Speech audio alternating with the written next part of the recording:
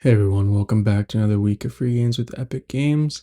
This week's free games are an exclusive outfits pack for the Olympics Go Paris 2024, as well as Fist Forged in Shadow Torch. So the Epic Games store exclusive outfits are just an exclusive outfit pack for the free Olympic Games Paris 2024 game.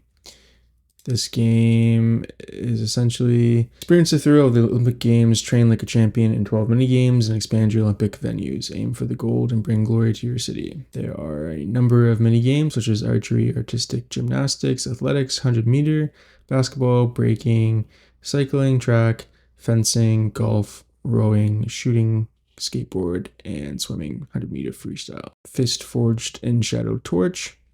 Explore more than a dozen unique areas in a Metroidvania-style map. The fist, drill, and whip are three weapons with completely different fighting styles that offer seamless switching between high combo, high damage, and long-range attacks.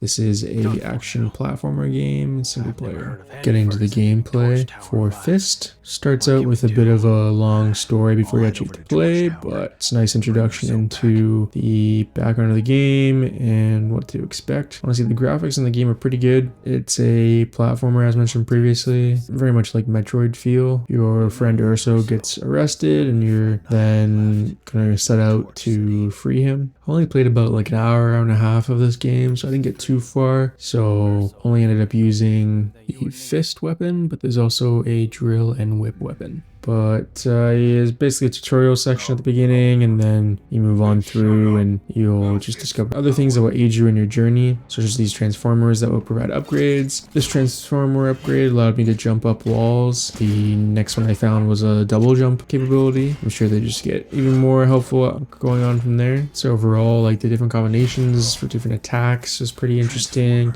There's a whole skill tree that you can go into and unlock based on the coins that you find from defeating enemies or just from items through your journey that you can hit. See, it's quite an extensive tree. This terminal you can also repair yourself, which will fully heal. There's also carrot juice that you'll get later on that you can heal without having to be at the terminal. And honestly, the game boasts boss battles being pretty impressive, and this first one was quite nice. You know, a couple mechanics to dodge for. He'll shoot a fist at you, you gotta jump over it, and then he'll come riding in to claim the fist, and that's when you gotta hit him. Wasn't too difficult. It was just nice to see something different than the generic robot dog that you were coming across. As I said earlier, there's two of the weapons, the drill and the whip, that I was definitely interested in seeing how they worked, what upgrades were available, just the combat style of each. So I might have to keep playing just to see how those feel in the game. There's also finishing moves you can do on both the boss and the enemies you come across, and it's quite interesting little cutscene that you get for the finisher. Beating him obtained data disk that you can use to upgrade yourself as well in the terminals. Overall, pretty fun platformer game, like no complaints here. I